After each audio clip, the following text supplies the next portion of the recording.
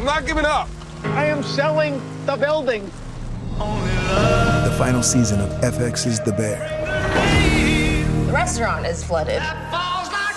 Everything's either gonna be okay. No, stop! Or not. We are outgunned and we are outmanned, but we have each other. FX's The Bear, the final season. All episodes now streaming on Disney+.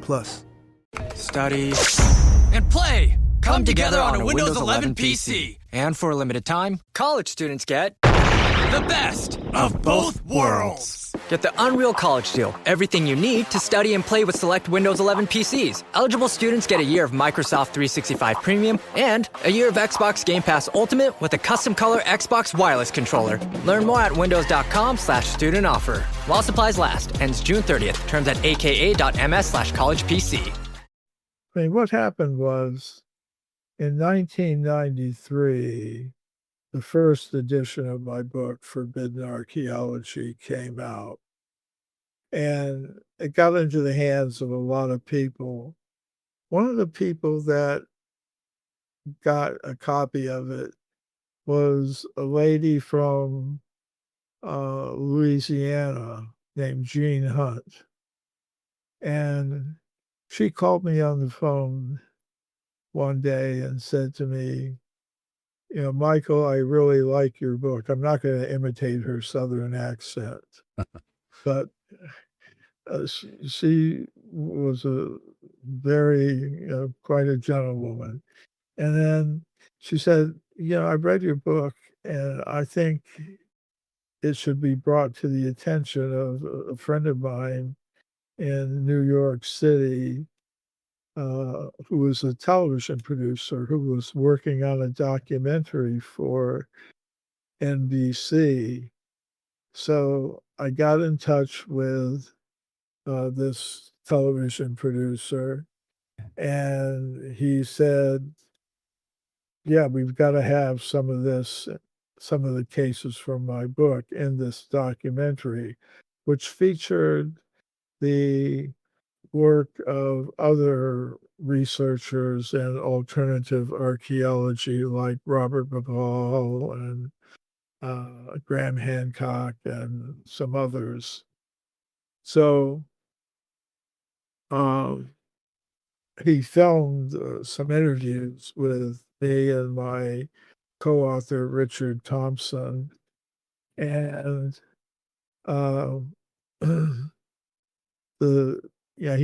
he made his clip, this review copy of it that he sent to NBC, and they accepted it for broadcasting on prime time on a Sunday evening, which is the time when most people watched television in those days.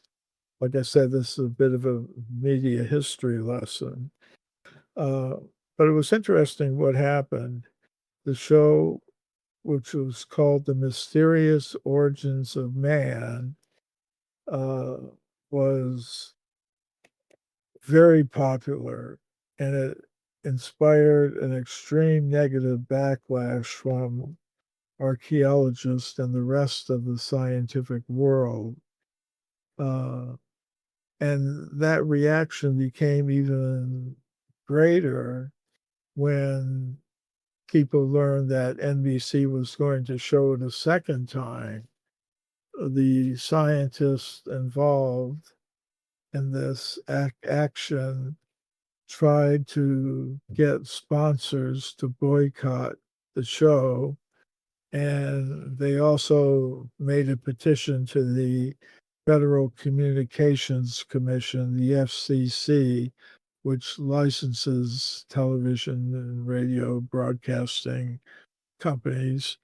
They wanted the FCC to fine NBC millions of dollars for having shown this program. They wanted the FCC to compel NBC to publicly apologize for having the show. And they also wanted the FCC to compel NBC to give these scientists an hour-long program of their own for them to respond. Now, I'm happy to say that NBC was not subjected to any of those punishments from the FCC, but I thought it was interesting that such attempts were made. I think it's still going on, this process. Of course, the media landscape has changed since the mid 1990s. Today, there's a lot more channels by which people get their content. But Graham Hancock has had a Netflix series going on for some time called Ancient Apocalypse, I think it is. And the Society for American Anthropology has been publicly lobbying against that series. So it's something that does happen when you have groups of people that are under the impression that they have the right to determine what people are going to hear and see. They tend to object when someone else puts a different message, a different narrative into the media content that people looking for information and knowledge are seeking. So that sort of thing went on in my case some years ago, and it's still going on. Now, Graham Hancock isn't talking about the same kind of evidence I am. He deals with evidence for the existence of civilization maybe 20,000 years ago. According to the mainstream consensus, civilization didn't start until about 10,000 years ago. Before that, people uh, didn't even live in villages. They were hunter-gatherers, wandering around, surviving on what they could scavenge or harvest from the forest or the fields and whatever kind of game they could acquire. So even if you deviate slightly from the accepted narrative, there can be extreme reactions. Well, it can involve many different methods, and they do depend upon, as you say, looking at the layers, the geological sequence. I mean, the basic position is unless there's been some disturbance, either by earth movements or some other factor, generally the higher deposits are younger. The lower deposits in an excavation are older. That's the general principle. And uh, the different layers can be analyzed according to their composition. For example, if somebody's drilling a well, for example, you can get a drilling record that, in making the well, like an artesian well, for example, you drill down through the different layers, 1 foot of topsoil, 2 feet of sand, 1 foot of clay, 3 feet of pebbles, and then you hit the solid rock, a foot or two of sandstone. You can analyze the sequence of layers. And as for the age of those layers, that can sometimes be judged by studying the kinds of plant and animal remains that are in them. So that's one way that it's done. And then the other way And there you just have to show that the artifact or footprint or human bone that you're considering belongs in the layer in which it was found. Now, one way to do that is by carbon dating, but each dating method has its limitations. Carbon-12, the radiocarbon method, works back to about 100,000 years. It's based on the idea that an organism, a human organism or plant or animal, has carbon in it. We're a carbon-based life form. So that carbon exists in two forms, carbon-12 and carbon-14, for these different isotopes. The carbon-12 is not radioactive. The carbon-14 in the body is radioactive, which means it decays into other elements. So that process of decay is called, it goes in cycles called half-lives. The half-life of carbon 14 is about 5,000 years, roughly. So that means after 5,000 years, the amount of carbon-14 is cut by half. Half of it decays into other elements, half remains as carbon-14.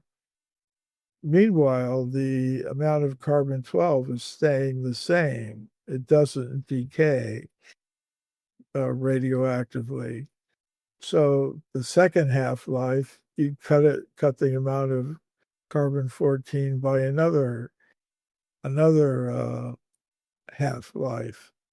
And by the time you get to about 20 half-lives, there's no more carbon left to measure. So that's the limit of that dating method, because each half-life is about 50 years. You go through 5,000 years.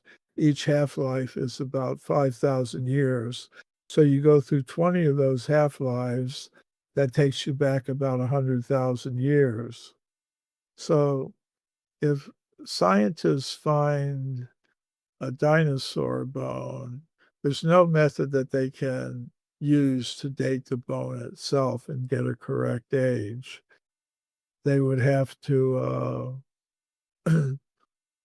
date. There are geological methods that will allow them to date the age of the formation in which it's found, especially if it's got some radioactive elements in it. Like another method for directly dating bone is called the uranium series method. Again, it's based on the decay of uranium into daughter elements. And by measuring how much it has decayed, you can get some idea of how old the bone is. But that only works back to a few 100,000 years. If we're talking about bones that have been found in, say, layers of rock 4 or 5 million years old, there's no way to directly date them. You have to date them by the age of the formation in which they're found. And there are methods that will allow them to do that. But then you have to be careful that the bone actually originates in the layer in which it was found, because sometimes skeptical scientists will say, well, it's possible the bone could have slipped down through a fissure, or it's possible there was some kind of earth movement, some big earthquake or something that resulted in things from the surface being embedded deeply in the stratigraphy of the site, or they could say possibly there was a hoax, or possibly the original discoverer was mistaken. And that's why, in my work in investigating these things, I have to study very carefully the original reports by the discoverer, which often rule out these kinds of skeptical objections. For me, scientifically, it's not enough to simply give a possibility how something could be wrong. I think to proceed in a scientific way, you have to demonstrate that the explanation you're offering does actually apply in this case, this particular case that we're talking about. You have to show that artifacts or bones like the ones found in the alleged 4 or 5 million-year-old layer of rock actually, that a fissure actually does exist. And there are bones on the surface that could have slipped down into those levels. Otherwise, it's just speculation. I remember once I was giving a lecture at a university in Denmark, and there was an archaeologist in the audience, and he asked me, after hearing about some of these discoveries of archaeological evidence showing humans like us existed millions of years ago, he just came out with this standard list of possible ways in which it could be a mistake. Possibly there was a fissure. Possibly there was an earth movement. Possibly there was a hoax. Possibly there was a mistake in the discoverer's uh, observations. But my reply to that was, well, it's possible you could be a holographic projection from Mars. It's like, I mean, if you want to talk about possibilities are endless. Yeah, that was a key discovery in the history of archaeology. You're talking there about the discovery that was made in Java, I'm thinking around 1891, 92, right around that time.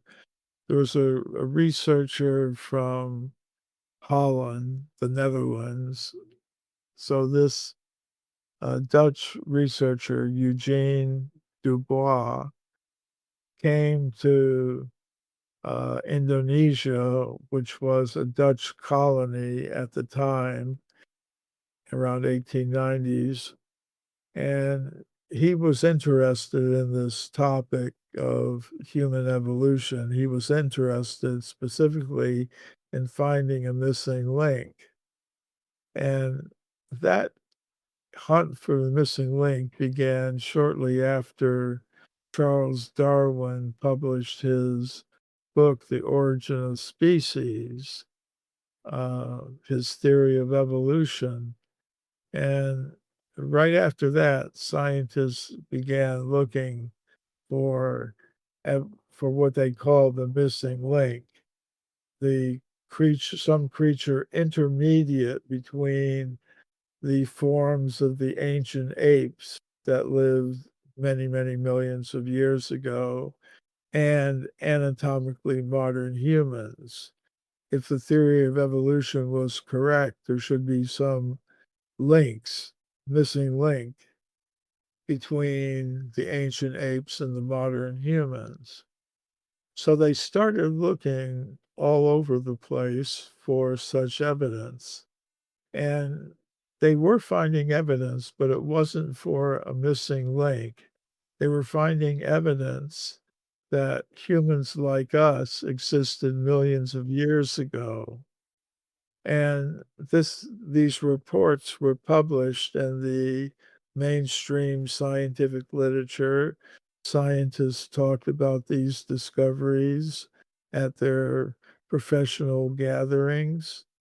And it was okay, even if they were supporters of the theory of evolution, it was all right to talk about those things because there was no fixed timeline when exactly modern humans first appeared. So there wasn't any mainstream doctrine to uh, contradict.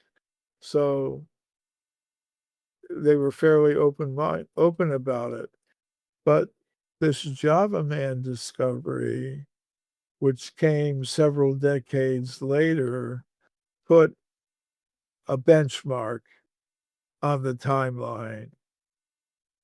Java Man, which, as you correctly pointed out, was really just two bones that were found in an excavation containing many fossil animal bones. The skull cap, which was ape-like in the sense that it had huge brow ridges over the eye sockets, and the human-like femur or thigh bone. When you need to build up your team to handle the growing chaos at work, use Indeed Sponsored Jobs. It gives your job post the boost it needs to be seen and helps reach people with the right skills, certifications, and more. Spend less time searching and more time actually interviewing candidates who check all your boxes. Listeners of this show will get a $75 sponsored job credit at Indeed.com/podcast. That's Indeed.com/podcast. Terms and conditions apply. Need a hiring hero? This is a job for Indeed Sponsored Jobs. Tomorrow morning is knocking. Stock your fridge now. How about a creamy mocha frappuccino drink? Or a sweet vanilla? Smooth caramel, maybe? Or a white chocolate mocha? Whichever you choose, delicious coffee awaits. Find Starbucks Frappuccino drinks wherever you buy your groceries. Those two discoveries were found about 50 feet apart. In other words, there wasn't any real reason to put them together. Yet from this discovery, they came up with all these pictures and paintings of an ape man they called Pithecanthropus erectus at the time. Now it's considered a variety of Homo erectus. But they had their timeline. The missing link was dated as being about 800,000 years old. So that meant anything human had to come after that, perhaps much after that, but it had to be after the age of the Java Man discovery. So then it became a problem. What are we going to do with all this evidence that accumulated during the 1880s, 1870s, 1860s, showing that humans like us existed many millions of years ago? So on the basis of accepting the Pithecanthropus erectus discoveries, the Java Man discoveries, which were really just two bones that really didn't appear to belong to each other at all. After they did that, that became set as a benchmark, on the timeline. Then anything human that appeared before that time had to be cast into oblivion. And there's one very good example of that I document in Forbidden Archaeology. That is the California gold mine discoveries that were made during the mid and late 19th century in California, in the gold mining region, in Central California, in the Sierra Nevada mountains. And there, miners dug tunnels into the sides of the mountains to get the gold. And deep inside these tunnels in the solid rock, they found human bones, human artifacts, like obsidian spear points, stone mortars, and pestles. And these came to the attention of Dr. J.D. Whitney, who was the chief government geologist of California, and he published a massive report about them that was published by Harvard University in the year 1880. And we don't hear anything about these discoveries today because they were later rejected by prominent scientists at the Smithsonian Institution, a scientist, a physical anthropologist named William Holmes. He rejected them simply because they contradicted the Java Man discovery. The layers of rock in which the California gold mine discoveries were made are about 40 or 50 million years old, and they're solidly embedded in those deposits. So Java Man was less than 1 million years old. So Dr. Holmes said of Dr. Whitney's work, if Dr. Whitney had known about these discoveries, if he had known about the theory of evolution as we understand it in light of these Java Man discoveries, he wouldn't have published that book. In other words, if the evidence contradicted the dominant theory, then it had to be cast aside, and that's what happened.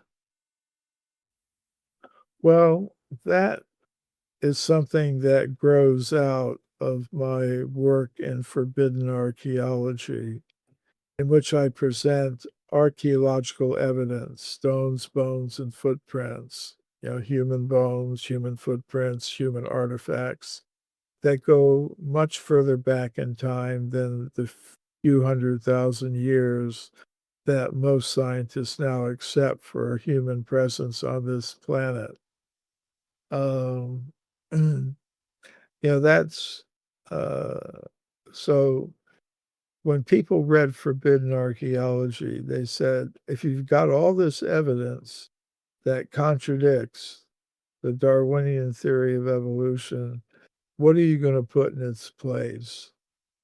And I saved that for another book that I wrote because I wanted people to be free to make up their own minds about this. I didn't want to impose my alternative view on them. I wanted them to think about it themselves and come up with their own conclusions.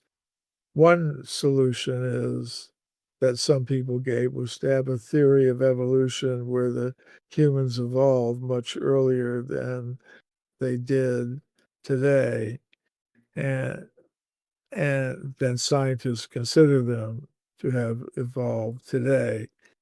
And that's one approach. Another approach that some people took is, well, maybe these artifacts and bones and footprints were left by time travelers. And another proposal was maybe extraterrestrials are responsible for that evidence. They came and visited the Earth. And then there's my explanation, which involves accepting that humans were present in those very distant times. But in my book, Human Devolution, I propose that before we even ask the question, where did human beings come from? We should first of all ask the question, what is a human being? We should know what it is we're trying to explain. And today, the dominant consensus view is that we're machines made of molecules, and that's all there is to it. And as far as consciousness goes, well, that's a temporary byproduct of bioelectrical activity in the brain. And at the time of death, when the chemicals in the brain become disorganized, there's no more consciousness. It simply evaporates, and that's all there is to it. But I take a different approach, and that involves positing that in addition to the physical elements that are listed in the periodic table, there are a subtle mind element and an element of pure consciousness that make up a human being.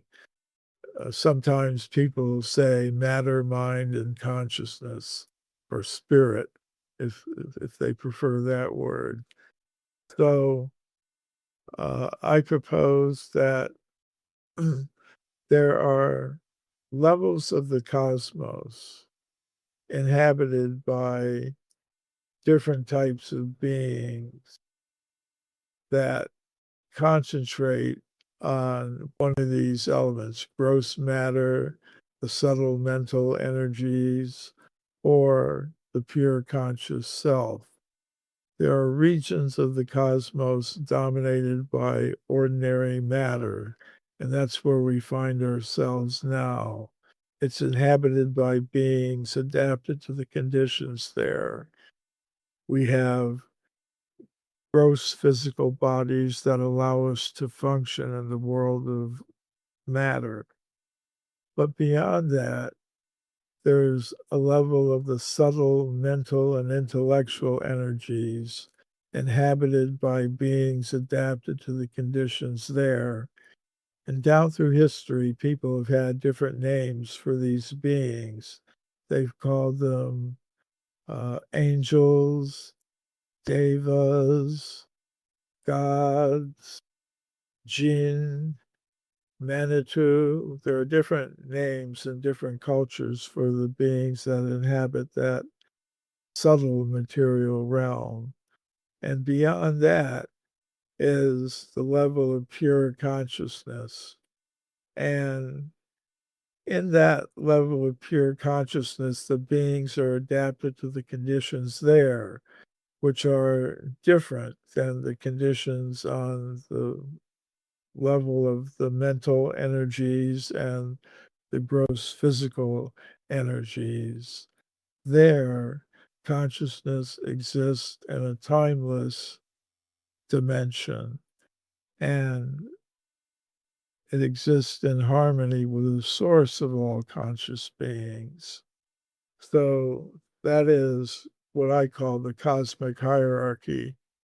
And if you examine the cosmologies of different civilizations and cultures down through the world's history, you'll see that pretty much all of them have a similar concept, that human beings on this level of reality are part of a whole cosmic hierarchy of beings. In my book, Human Devolution, a Vedic alternative to Darwin's theory, I have collected my study of about 40 different cultures, what their cosmologies are like. And they pretty much all have this cosmic hierarchy as a feature of it. Yeah. And that's kind of unusual because many of these cultures were geographically separated from each other. And they also were separated by time in many cases, yet they're still reporting the same basic framework in their cosmologies. And I think that's because there may have been contacts among them, but it's also possible that cultures that weren't in contact with each other had the same types of views because they were each looking at the same existing phenomenon from different points of view. Like if you have a mountain somebody may be looking at it from the west side, somebody from the east, somebody from the north, somebody from the south. From their descriptions, it's going to be obvious that they're talking about the same thing, but there's also going to be some differences because of the different points of view that they're looking at the same object from. I believe you're talking about the round sphere-like objects that come from South Africa, from the Western Transvaal region, in a place called Ottosdal. There's a mine. And these objects originally came to my attention through a report in what's called a tabloid newspaper, which is not considered to be a highly reputable source. But these objects were described as being shaped like little balls, like a golf ball or something, a marble, some object of that shape, about that size of a large marble. The interesting feature was the parallel grooves that go around the center of each one, kind of like they were engraved somehow. So I got in touch with the curator of the museum where they were being kept in Klerksdorp, South Africa. And he provided whatever scientific information he could. First of all, he verified to me that the objects are there, they do exist. And on the basis of information that he provided, we included the case of these artifacts in the book Forbidden Archaeology, but we put it in a special appendix with several other cases of the same nature.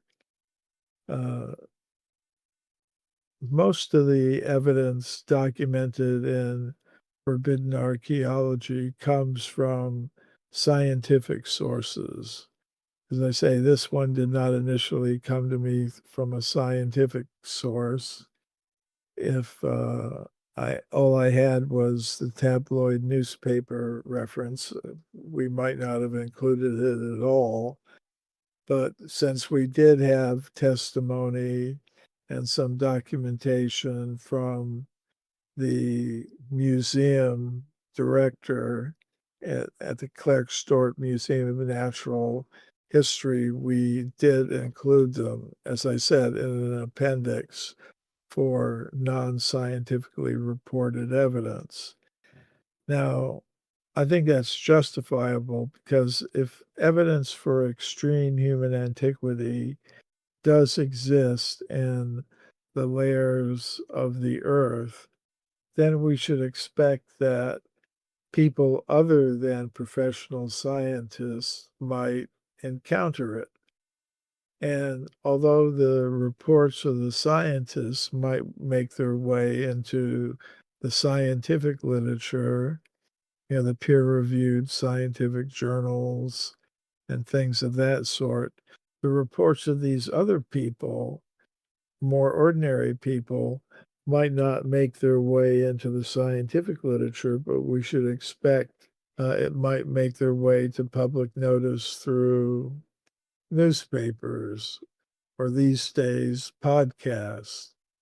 So that is basically why we included them in a special appendix of Forbidden Archaeology. Now, what happened subsequently was that this producer of The Mysterious Origins of Man, the documentary that aired on NBC to much protest from the scientific establishment, he wanted to include one of these spheres, engraved spheres from the South African mine in this documentary. So he proposed that to NBC, and they told him, well, we won't do that unless you submit these things to an independent company of metallurgists to evaluate. So that was done. They were submitted to the metallurgical company, and they determined that they were made of hematite, which is a kind of iron ore. It's also considered to be a type of jewelry, semi-precious stone. And they were shown on the NBC documentary. My position has always been that I'm prepared to accept it if somebody comes up with a convincing naturalistic proposal of how those objects could have formed naturally. But in the absence of that, I haven't gotten any such explanation. So in the absence of that, I think I'm going to remain open to the possibility that these objects show that some sort of intelligent being manufactured them during the time of the age of the formation in which they were found, which is 2.8 billion, not million, but billion with a B, years old. So I'm still waiting for the account. After the documentary was shown on NBC, there were geologists on an internet discussion group that I was in dialogue with. One of the geologists said, well, these things are so common, that they're found all over the world. I was asking the question, where else in the world has anything like this been found? And the geologist replied, well, they're so common, nobody's ever bothered to even take a picture of them. So that's the kind of response that I was getting, a very substantive. So, yeah, so there are interesting objects. They were also reported to have some kind of paranormal aspect to them in the sense that there were reports that the objects in the museum would spontaneously rotate in their cases. I don't have any testimony regarding that other than the tabloid newspaper report. But just because something is printed in a tabloid doesn't mean it doesn't exist or didn't happen. It just may not have been documented in the best possible way. So that's another thing. Another thing is that after the NBC documentary was aired, a television producer from the Netherlands got in touch with me and wanted to know if he could take some film of the objects. So I put him in touch with the director of the Museum of Natural History in Klerksdorp, South Africa, where a very good specimen had been kept. And the director of the museum replied to the Dutch producer by email or a letter that unfortunately the object had been stolen by a person he characterized as a white witch. Okay. So they're interesting. objects. This summer, soccer is here, and so are the watch parties. And Uber Eats has your game day essentials covered with 30% off orders from Aldi, Kroger, and Dollar General.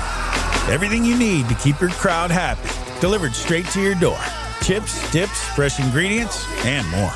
Order in so you can lock in for the games. 30% off your grocery order, only on Uber Eats for a limited time.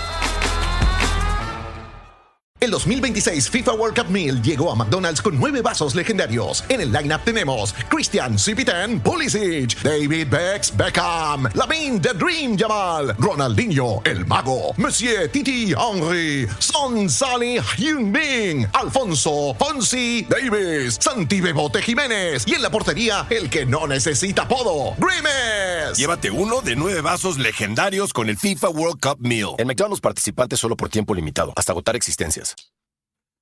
Do you feel that ancient humans may have had knowledge that we've lost? Well, I think that's definitely a possibility. If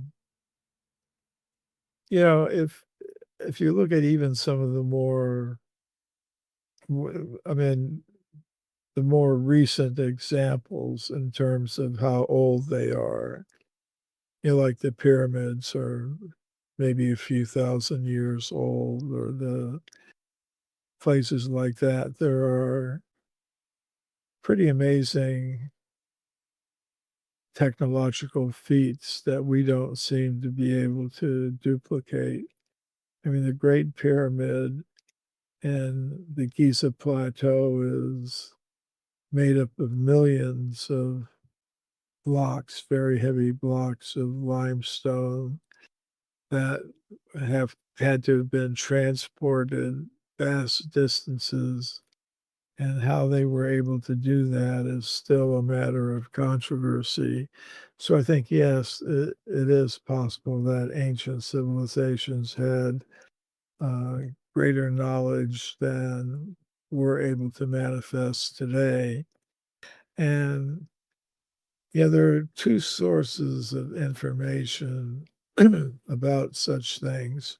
One is the record of the rocks, what we can actually find in terms of human remains and technological remains that have been preserved in the layers of the earth. Unfortunately, most of our high-tech stuff doesn't survive very long in the geological record. Scientists have studied this issue, especially those who are involved in climate change and things like that. And they would say our Earth has been polluted by our industrial technological civilization. They would, and sometimes they wonder, well, what would happen if human beings disappeared from the earth today? And how long would it take the earth to recover its natural state? And what would happen to all the remains of our big cities, our technology? What would happen to it? Now, scientists have studied this in detail, and they've come out with documentaries on National Geographic and other streaming services, like the one I saw a few years ago, World Without Us. And scientists have determined that most of our remains of our industrial technological civilization would disappear in relatively short periods of time, of a few thousand years or few tens of thousands of years. Most of the metals will oxidize, and plastics will dissolve and things like that. And after 10 or 20,000 years, there wouldn't be anything left. All the skyscrapers would have collapsed and the iron girders will have corroded.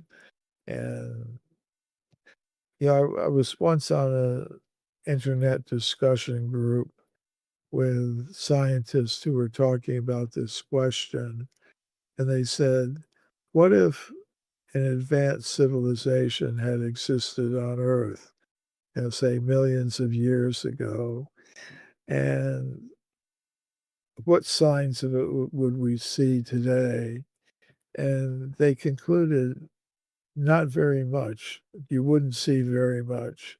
At most, you might see a thin layer of broken rubble, broken piece of glass, and maybe a little concrete and something. And that's all that would be left. And even more recently, just a couple of years ago, there were some astrophysicists who were interested in climate change. And they were also wondering, this was Adam Frank and Gavin Smith, and they proposed what they called the Silurian hypothesis, that there was a human civilization that existed or a humanoid civilization that existed on this planet hundreds of millions of years ago, before the time of the dinosaurs even. And they proposed that. And this was based on one of the scientists involved was from England originally. He's in the United States now. But he had seen a BBC science fiction series called Doctor Who. Yeah, Doctor Who. Yeah.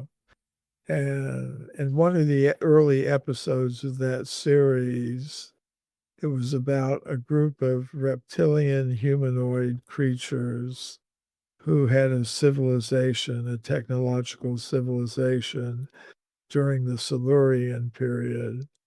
And they had gone into a state of hibernation in some caves deep below the surface of the earth. And then in recent times, a science research institute directly above them had begun activities that disturbed them and woke them up. So from their time they had been in suspended animation since the Silurian period, hundreds of millions of years ago. So Doctor Who had to deal with them. So that's why they called their hypothesis of an ancient technological civilization that existed on Earth hundreds of millions of years ago during the Silurian period, the Silurian hypothesis. So, and they dealt with the same kinds of questions that I had to deal with in my book, Forbidden Archaeology. In other words, they said that the remains of that technological civilization wouldn't have survived for very long, and that all we might expect to find from it today would be if we did some analysis of the sediments from the sites, they would show the existence of compounds, chemical compounds that don't occur naturally. There might be some radioactive evidence from a nuclear war that had taken place in those very ancient times. That's the sort of thing we might expect to find. So it's a very interesting topic. Say if 50 million years ago, during the time of the California gold mine discoveries, people had computers and mobile phones and things like that. And then also some people were making use of stone tools and weapons. The computer and the cell phone wouldn't last very long in the geological record. They'd be gone after some time. But the stone tools will survive because they're not as subject to destruction by different forces of nature that operate. So it's an interesting topic. So that's one source of possibly getting knowledge about advanced civilizations that existed in the past, the distant past. Another source of knowledge is the records that were left by such ancient civilizations. Like in the Vedic tradition of India, there's a set of works called the Puranas, or the histories, and they tell of these ancient civilizations that existed in different cycles of time, going very far back, millions of years. And the descriptions that have come down tell of flying ships, spaceships called vimanas, that had very interesting features that are just now being duplicated again by modern military science. For example, it was described how these one of these vimanas was able to be moved and directed and flown simply by mental intention. In other words, the person who was riding in the vimana could simply think about turning in this direction or that direction, or going this distance and that distance, simply by mental intention. And this is a technology that the militaries of the world are attempting to duplicate, because modern jet aircraft, fighter aircraft in particular, travel at such speeds that that physically, if you're just flying using the normal hand and foot controls, you can never keep up with. So there has to be some, and of course now they have artificial intelligence. But another thing they're working on is mental control of aircraft and things like that. Another feature of these vimanas was I read one description of one that's flight pattern was described as being like that of a butterfly. You can see bees, they generally fly in a straight line. A butterfly is kind of going up and down and fluttering here and there. And this is something that modern observers have noticed about UAPs, as they now call UFOs, unidentified aerial phenomenon. One thing that military pilots report, and I've heard similar reports from commercial airline pilots, is that an object might be approaching them, closing at a very rapid rate of speed, and then suddenly go up, straight up, make a 90-degree turn, something that's really not possible with normal aerodynamic features of aircraft. So the flight patterns of these objects is the same that it's the same as modern reports of UFOs. Another feature of these ancient flying craft were that they apparently had some kind of technology that would allow duplicate images of these vimanas to confuse defenders of the place that may be attacked by them. In other words, the defenders couldn't be sure what was the real Vimana and what was a decoy image. And in modern military technology, this feature has been incorporated into ballistic missile warheads that will be able to produce decoy images that would prevent or complicate things for a defender trying to shoot it down. So you find that.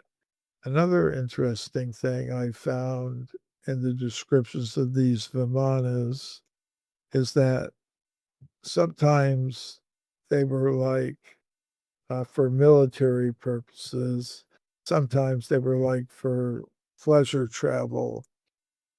We've heard recently about these super luxurious 747s that Qatar builds and gives to different people.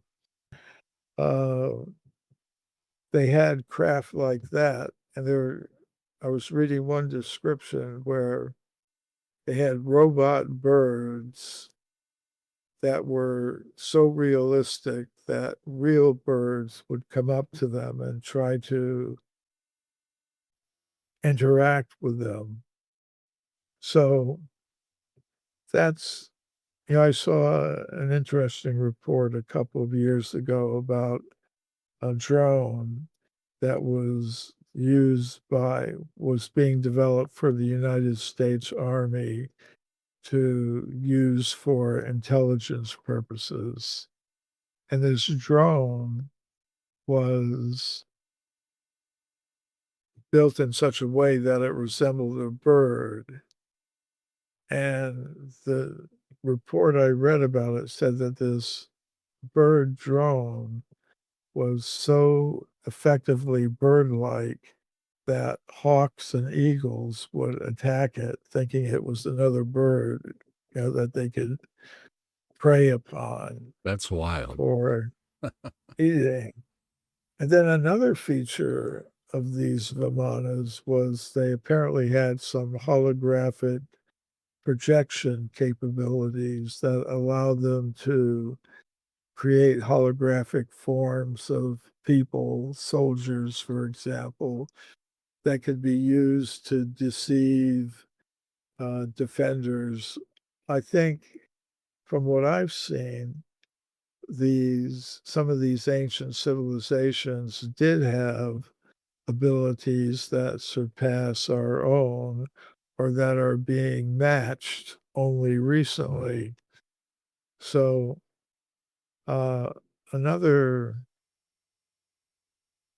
anyways, I could go on endlessly about the Vimanas. Well, that's as quite advanced fine. technology. Yes, sir. But there was another feature from these piranhas, and that was descriptions of weapons that resemble modern nuclear weapons. There was one weapon called a Brahmastra, the descriptions of which tend to resemble modern nuclear weapons.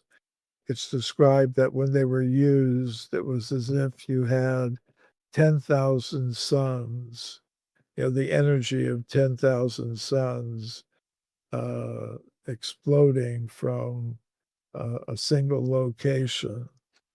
And I found it interesting that Dr. Robert Oppenheimer, the physicist who was in charge of the American program to build a nuclear weapon during World War II, when in addition to being a great physicist, Oppenheimer was also a student of Sanskrit, the language of the Puranas and the Mahabharata and the Bhagavad Gita. And when the first atomic bomb was tested at Alamogordo in New Mexico, and I think it was the spring of 1945, he was present in a bunker there. And when the atomic bomb went off, he began reciting verses from the Bhagavad Gita, one of these ancient texts that describe the immense power behind such weapons. And a reporter asked Oppenheimer what it felt like to be present at that test in Alamogordo, which the reporter characterized as the first example of the use of or the explosion of such a weapon. And Robert Oppenheimer kind of corrected me. He said the first in modern times, indicating he was aware of the existence of similar types of weapons in ancient times. Are you multilingual and able to read other languages? I have a reading knowledge of many languages. I'm not very good at speaking them. Whenever I try to speak a language that I might know a few words of in conversational style, the person usually knows English better than I know their language. But when I was in high school in Germany, I took several years of German language. So that gave me a reading knowledge. I could read archaeological reports in German and other languages from the Germanic family of languages. When I was in the university, I was preparing for a career in one of the intelligence services.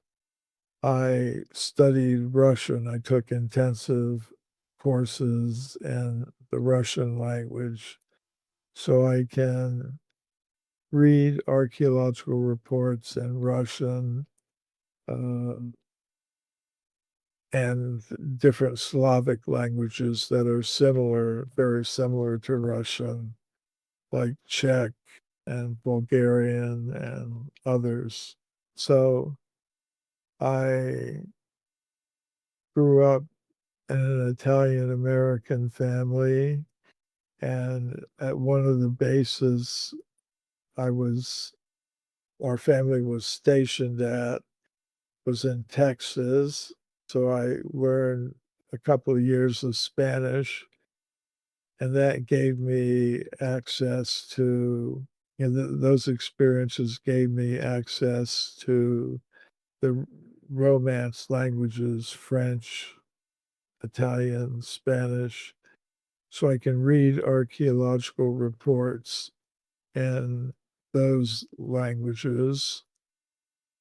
And so, yes, I did have the ability to read archaeological reports in many different languages. I'm not claiming to be a fluent speaker or writer of such languages, but I can read archaeological reports.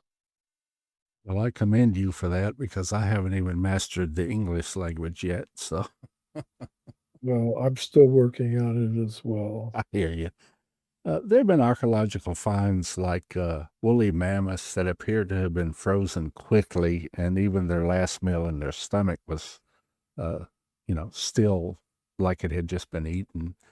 What are the thoughts on the causes of that? Well, I think there have been periodic catastrophes that have influenced the course of life on this planet. And this, again, is something that you'll find in many of the ancient wisdom traditions, whether it's the biblical flood of Noah or there are different of the Middle Eastern civilizations, like the Babylonians and the Sumerians, who have similar accounts. It's a very widespread worldwide phenomenon of the idea of periodic catastrophes, which may involve volcanism, other types of climate-related things. So it depends upon your source of knowledge. I got from my study of the Vedic literature this idea that there are periodic catastrophes involving floods and other celestial phenomenon like the rays of the sun becoming so hot that it burns all life off the surface of the earth. Things like that happen. And to me, it's very interesting that the Vedic cosmology posits that the basic unit of cosmic time is called the day of Brahma. It lasts 4.32 million years, and it's followed by a night of Brahma that lasts the same amount of time. And then there's another day, another night. The cycle goes on practically endlessly.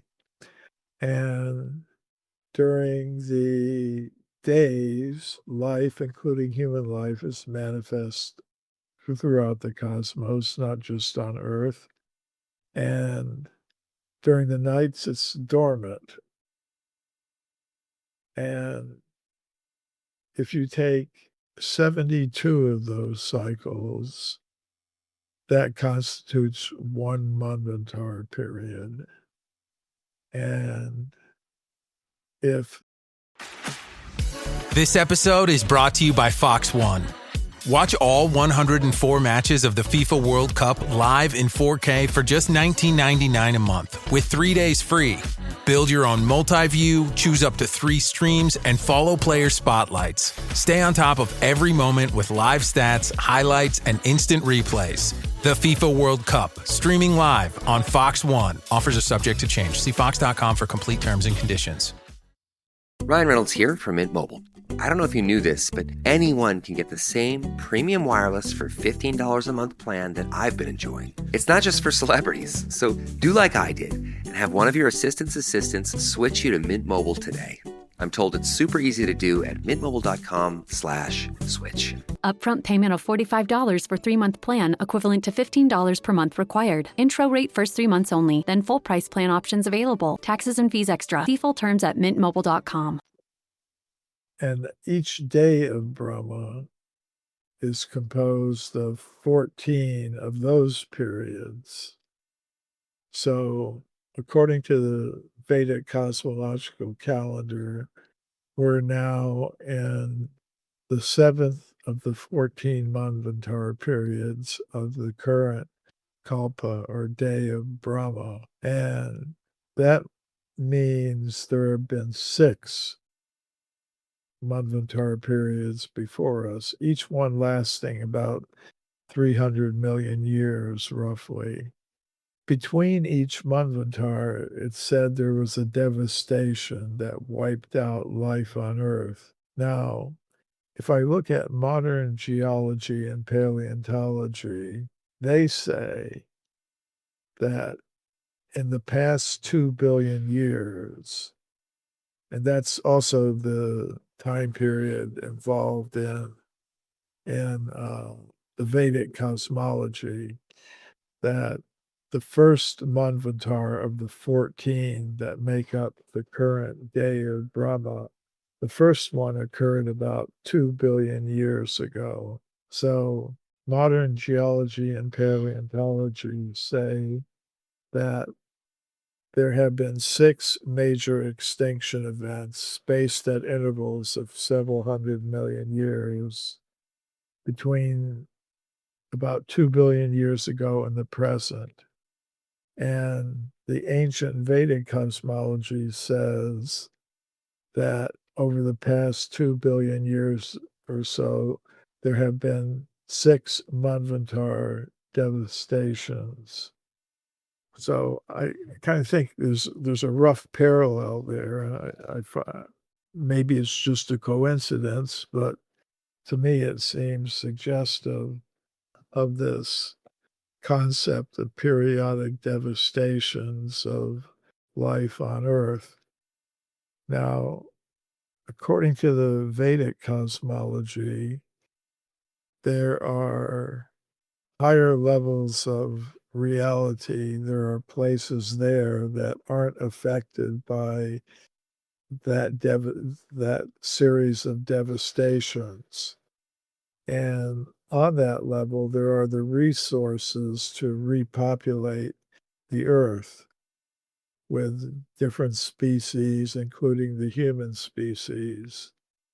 So that would mean that it's something like having your files, your photos, your music, your everything that you keep on a device on the cloud also backed up, so that if your device is lost, destroyed, or whatever, you can get a new device and download everything you need to keep up with your work. Or maybe you just go up to the cloud, stay there. But I think the cosmos is set up in a similar way, that there are periodic devastations that wipe out most life on Earth. And yet there are the resources at higher levels of reality to repopulate the Earth after those devastations. Okay. Is there any proof of rapid Earth crust movements, like, say, the crust would move quickly and, say, Australia would end up where Antarctica is now? Is there any proof of any disasters like that? Well, I've heard of the crustal displacement theory. I think it was, I don't know, was that put forth by Velikovsky? It was talked about on the mysterious origins of man toward the end. Yeah. Yeah. Okay. Yeah. One of the researchers may have concentrated on that. I'm not sure. I haven't looked deeply into that topic myself. I know according to modern plate tectonics, the different continental plates are shifting and moving around, but I don't know about the whole crust. Kind of like, I think the usual example is given that if an orange becomes detached from its skin, you can turn the skin around to a different position. Yeah. I really haven't looked into that question in depth. Okay. I know about it, but it's not something I can really answer. So I just have to say sometimes I don't know. There was a finger found, part of a finger found in an excavated area that appeared to be human. That was quite old, Do you recall that? Yes, I think you're referring to the OH-86 discovery at Olduvai Gorge. And in 2016, a team of archaeologists and anthropologists were excavating there, and they found a finger bone. Actually, it's the proximal, or the, like, your little finger is made up of three bones. Yes, sir. So the one at the bottom nearest the palm, that's the proximal phalanx. And that is the bone they found. Now, this may seem like a relatively minor thing at first glance, but there's an interesting principle involved. And this gets back to something we were talking about at the very beginning of this broadcast, which was the influence of the Java Man discovery, because it put a fixed timeline, put a marker on the timeline for the existence of a missing link, a being intermediate between ancient apes and modern humans in the evolutionary sequence. So it was stated as being about 800,000 years old. So anything human had to come after that, because Java Man, Pithecanthropus erectus, was only 800,000 years old. Anything human had to come after that. So in this particular discovery that we're talking about now, I wanted to demonstrate how the knowledge filtering process, based on the conception that human beings could not have existed in the very, very far distant past, still influences how archaeologists look at evidence. So these archaeologists found this finger bone, and they did numerous measurements of it. They take 40 or 50 different measurements, and then they compared it using a multivariate statistical analysis approach. They compared the finger bone that they found at Olduvai Gorge with the same finger bone in different species of apes and monkeys, chimpanzees, gorillas, and so on. They compared it with the same finger bone found in different hominid species like Australopithecus, Homo habilis. And they also compared it with the same finger bone in a population of anatomically modern humans. And they found that it fit squarely in the anatomically modern human group. So what did they do?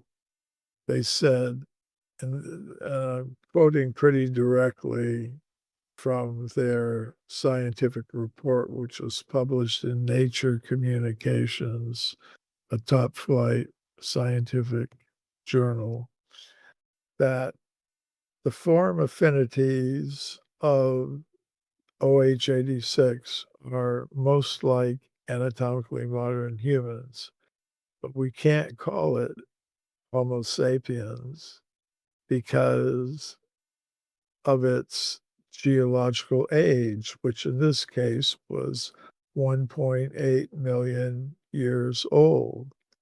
So here we have an example of exactly what I was talking about, because the dominant consensus is that human beings came into existence about 300,000 years ago. Something 1.8 million years old couldn't possibly be human. So who was around during that time? Say Homo erectus. So they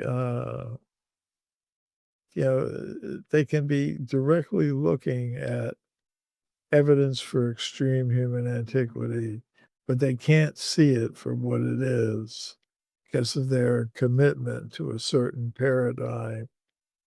So sometimes people ask me, you gave this example from the 19th century, but what did they know back then? Today we know a lot more, and, but the same types of theoretical preconceptions are still governing how scientists look at different categories of evidence that come to their attention. This was a very good recent example, I think, of how that knowledge filtering process operates. Okay. A lot of this evidence points to humans being around when the dinosaurs were still alive. Is that correct? Even before the time of the dinosaurs. There was an example from this is from the 19th century. Some scientists in Europe were reporting finding animal bones with butchering marks on them, indicated they had been hunted and butchered by humans that were 20 million years old. And there was an English scientist, T. McKinney Hughes, who just couldn't accept that. So the evidence that he gave that in his mind disputed or disproved evidence that humans were cutting bone maybe 20 million years ago was that he had a dinosaur bone that had cut marks on it. And he said he took it as proof that the cut marks on the 20 million year old bone couldn't possibly have made by humans, unless you want to say humans existed at the same time as the dinosaurs, which for him was totally absurd. But really, his evidence shows, he said, I would be prepared to accept if this bone had been found in a cave in Europe about 20,000 years old, along with cut animal bones, then I would be prepared to accept this as the work of humans. But in the absence of that, he said, this is a dinosaur bone. It's got cut marks on it. It proves that the 20 million year old specimen is wrong. I have to disagree with him. I think what he actually does, in his own words, is show that it's only the age that he couldn't accept. So otherwise, if it had been given an age of 20,000 years, then he'd have no problem accepting it was the work of humans. Yeah. I'm going to ask you an off-the-wall question, but do you believe that Atlantis was a real or just a myth? Well, Atlantis is a complicated topic. On the general principle that in ancient times there was some advanced city or civilization that was covered by the oceans, I think that is definitely possible. Today, in modern archaeology, marine archaeology is becoming more and more prominent because scientists understand that before 20,000, 30,000 years ago, a lot of the water that's now in the oceans was on land in the form of glaciers that came down to almost where you are in Arkansas. And Europe, that covered most of Western Europe. So now that all that ice has melted, the sea levels have come up, which means that vast areas of land that were once exposed and populated are now under the ocean. So marine archaeology has become important. Archaeologists have made many discoveries of remains of Neolithic and Paleolithic cultures underwater. So this idea that populated areas of the world had become covered by water, by floods, or whatever, is very prominent. So, in principle, I'm not opposed to there having been some civilization in some part of the world that went underwater and was destroyed, and that any survivors of that catastrophe may have gone to other parts of the world that weren't subjected to it.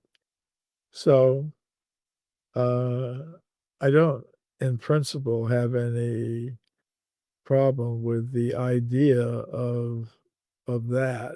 If you look into the Atlantis question, you see there are many researchers who are proposing different areas that they think represented the Atlantis that was proposed by Plato in his books. That's how the idea entered, our present discourse. That's through the works of Plato.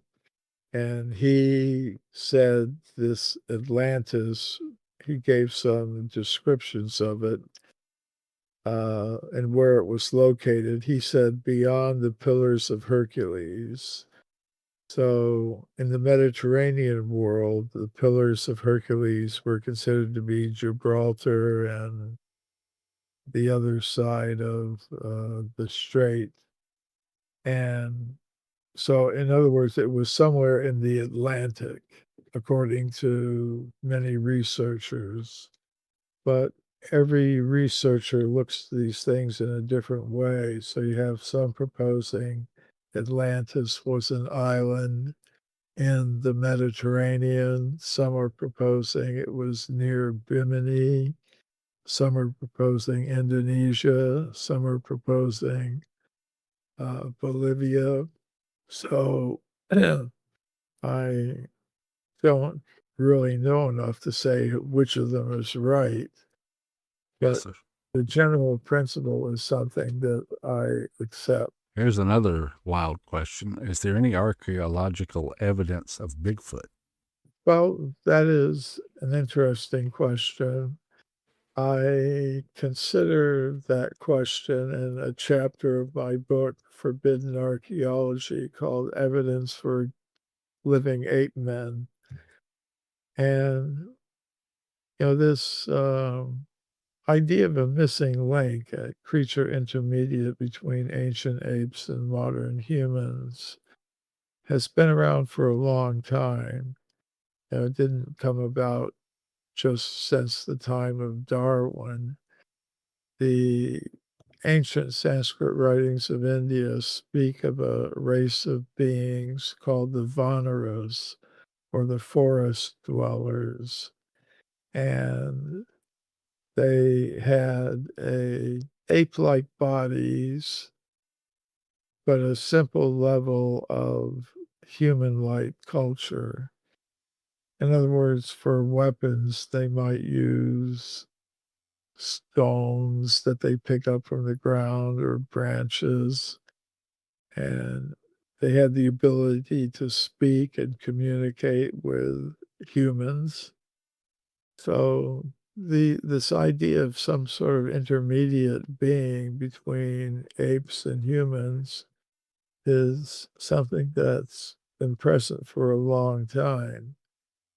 Now, as far as the modern concept of Bigfoot, Sasquatch is concerned, I think there is credible evidence reported by scientists that such creatures do exist.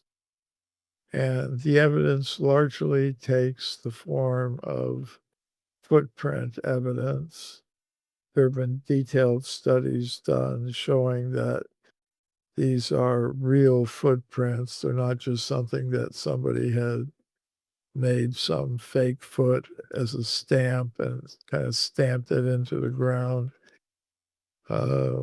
There's been substantial evidence there's substantial evidence that shows the real footprints. And another category of evidence is some hairs have been discovered that cannot be attributed to any known animal. And there are various sighting reports as well. And in more recent times, there have been attributed to these creatures that exist in all parts of the world. There are the almas creatures of Central Asia and the Himalayan region. There are other types of creatures like that that have been observed in other parts of the world. So there is a body of scientific evidence that supports their existence. But they also, according to more modern research or more recent research, there's also a paranormal element to them, that they appear to be able to communicate telepathically, and that they are able to transport themselves from place to place by some paranormal method. So this kind of matches up with the descriptions of the Vanaras from the ancient Indian texts like the Ramayana. And they also had mystic powers, paranormal powers. So that may be one reason why no one has been able to capture one, put it in a zoo, for example. Yeah, I'm doubtful myself.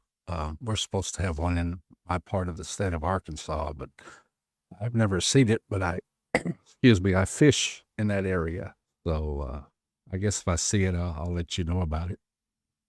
I've never seen one myself, but I do take seriously the scientists who have studied, the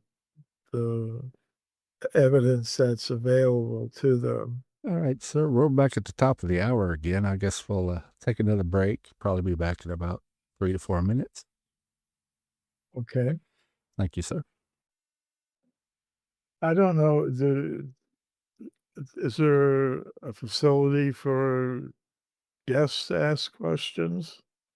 I can take them in chat. Not sure how many people are listening, and no one's typing any in. Okay. Well, let's see. We could talk about any number of things. I don't know. You were covering the text earlier, the religious text and the historical text, and an item you said you could go on for a while about those. Yeah. I'm trying to think of something on topic here. I mean, I talk about all kinds of things to all kinds of audiences. Maybe I'm just not familiar enough with your audience to know what they're exact interests are. But You were speaking about the aircraft and stuff having the ability to put up false images to act. Is that like considered the holographic stuff, or? yeah, that's well, there are two things that were involved there.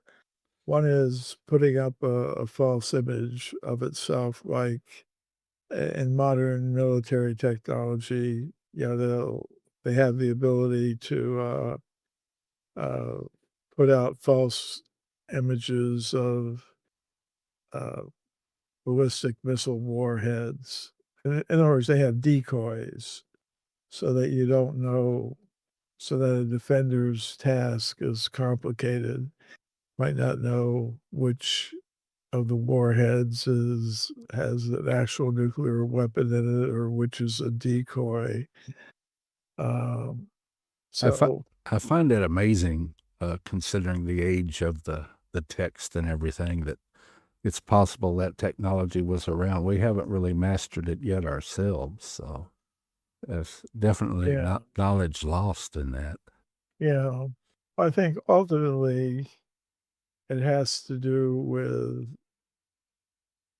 the whole purpose of a civilization.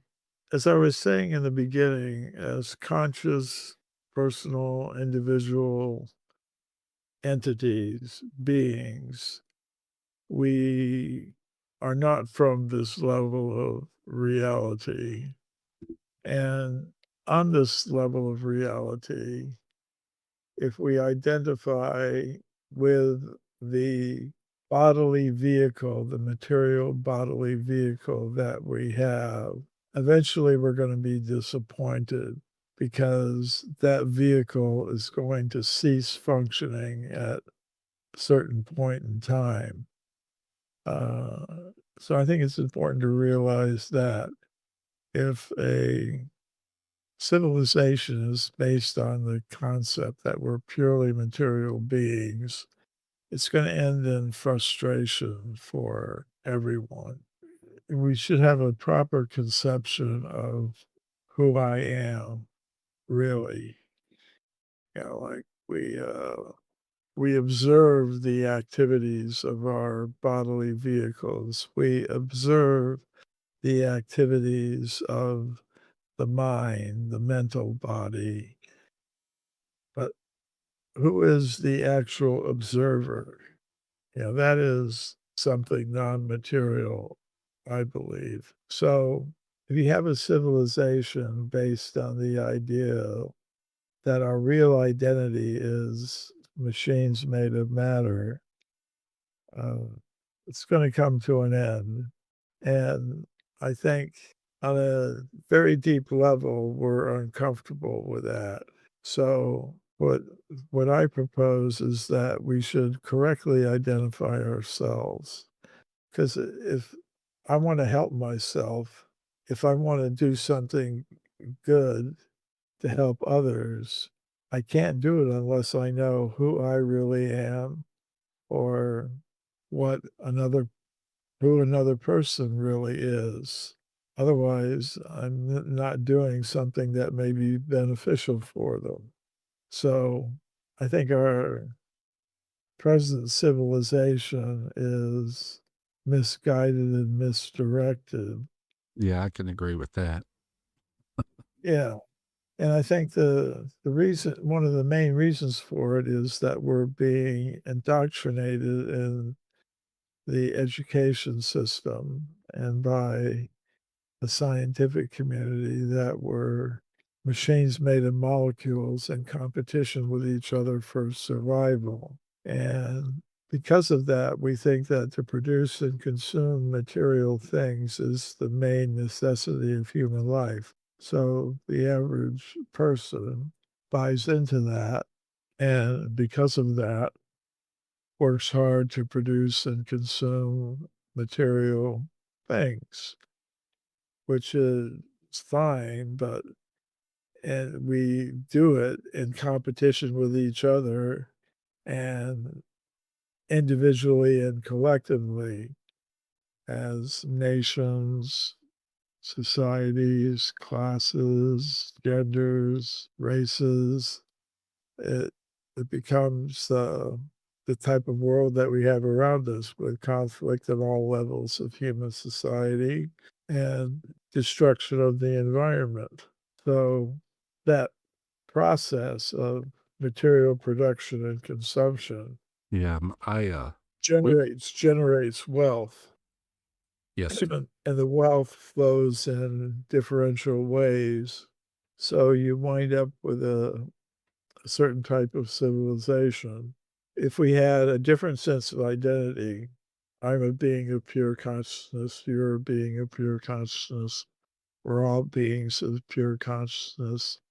There's no need to divide ourselves up into competing groups based on race, nationality, uh, class, gender, so many superficial identifications. So if we did that, then the levels of conflict and violence would subside, and we'd figure out a way to satisfy our material needs in the most simple, natural, efficient, and fair way possible.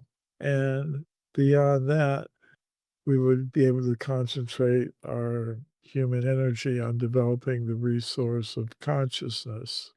For me, the measure of civilization is how many of its members graduate from the material level of existence to the level of pure consciousness, which is beyond birth and death, beyond the temporal nature of everything material, including our material bodily vehicles.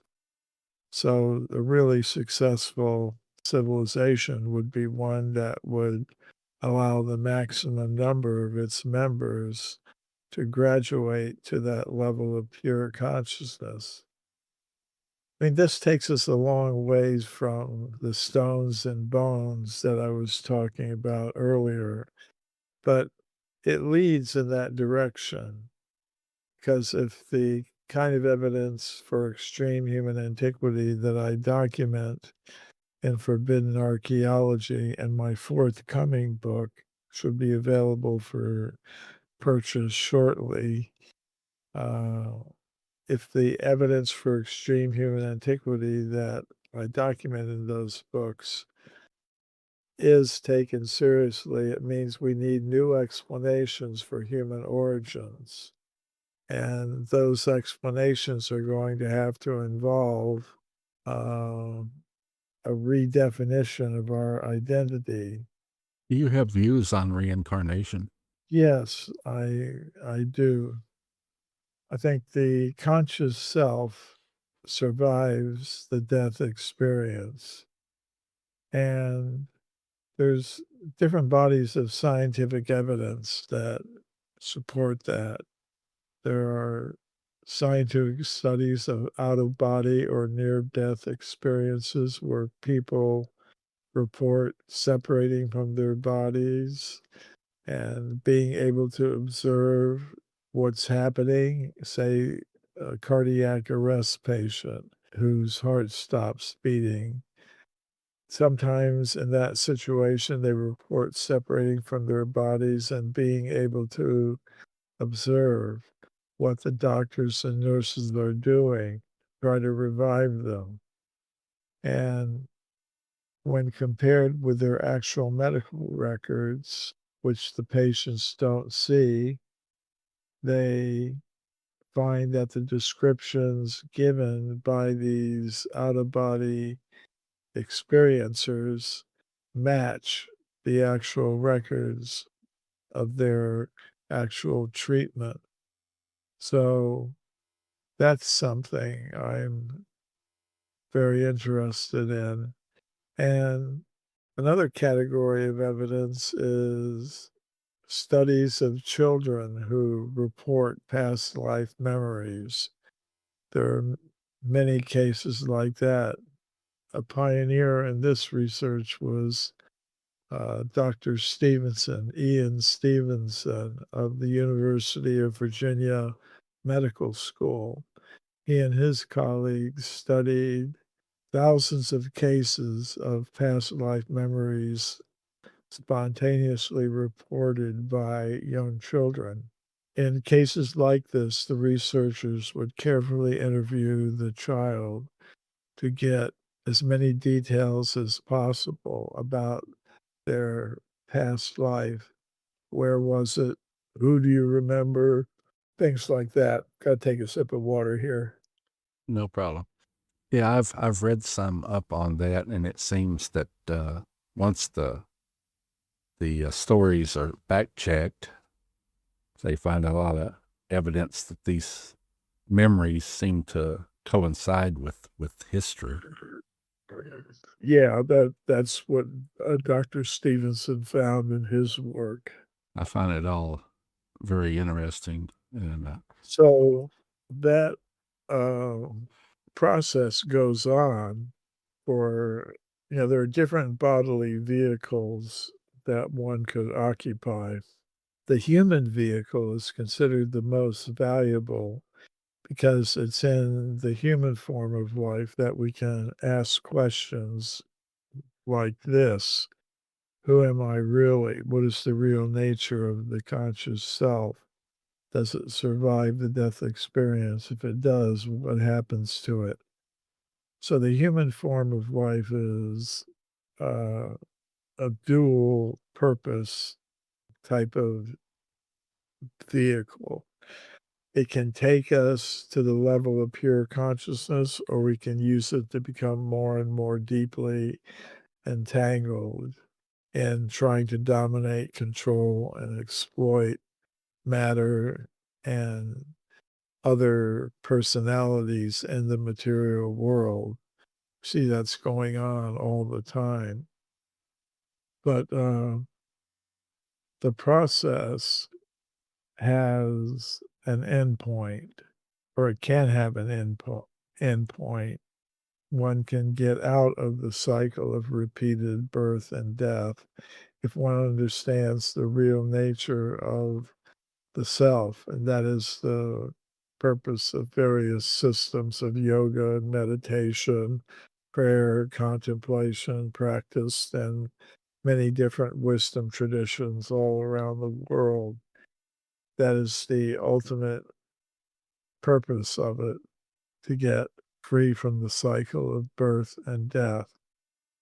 So there have been in the past civilizations that have been organized for that purpose, but our present one isn't one of those. It's meant for the opposite purpose, to entangle people more deeply in the material energy, which means they never escape the cycle of birth and death. So really, as I said, the way to judge a successful civilization is how many of the conscious living entities in that civilization graduate out of a cycle of birth and death. you used to be a contributing editor to the Back to Godhead magazine. Yes. As I was mentioning, I became interested in the spiritual culture of ancient India, and I later became a disciple or student of a guru from India, Bhaktivedanta Swami Prabhupada. And he had started the publication Back to Godhead in India when he was there during the latter part of the Second World War. He wanted a publication for the general public that would explain the kinds of things that I've been talking about. And later, when he came to the Western world, he came to the United States in 1965 at the height of the counterculture, as it was called, and began opening centers in North America, and that later it spread around the world.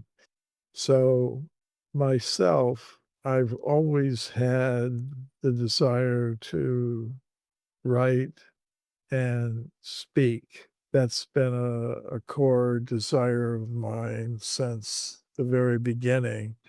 My mother actually once told me that when I was small, a couple years old, she would give me alphabet soup to eat. She said I wouldn't eat it. I would spell out words in the bowl. So I take that as maybe something from a past life. And sometimes it's noticed that somebody has some, as a child, even some particular talent or ability that you wonder, well, where did that come from? Maybe somebody, little kid is playing elaborate tunes on a piano or at school solving very complex mathematical equations very quickly. Probably it has to do with their cultivation of such things in past lives. But I always had a desire to write. And the system of yoga my guru taught is called Bhakti Yoga, yoga of devotion.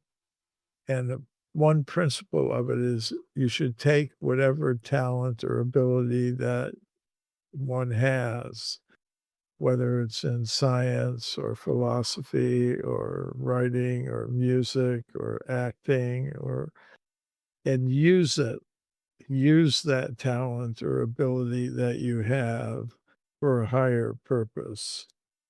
And I found I was able to do that in but this practice of bhakti yoga. So I would say my writing and outreach are part of my practice of yoga. I know you put out a number of books. You have one that's not yet released, but I think they're taking pre-orders on it, The Extreme Human Antiquity. Right. What topics did you kind of cover in that? I don't want you to give it all away so people will buy your book, but No, I mean, it's a legitimate question why one brings out a book and what's in it.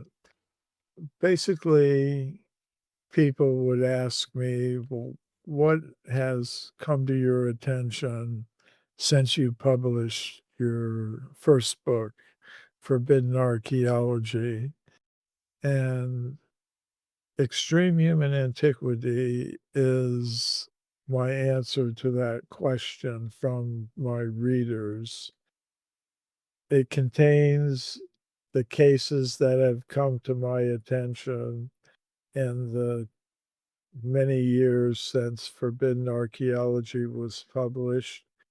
And it also contains anything new I've learned about the cases from the original book.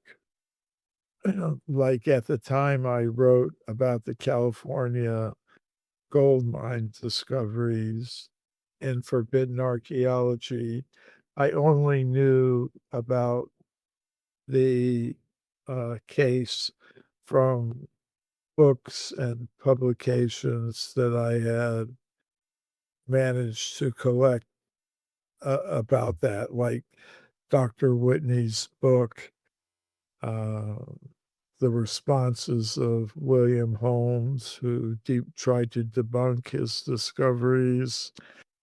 But in later years, I actually went to the Museum of Anthropology at the University of California at Berkeley and got access to some of the artifacts that Whitney had collected for the University of California.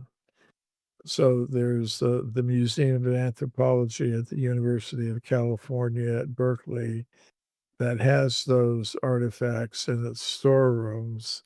and I was able to actually see them. It was a very complicated process.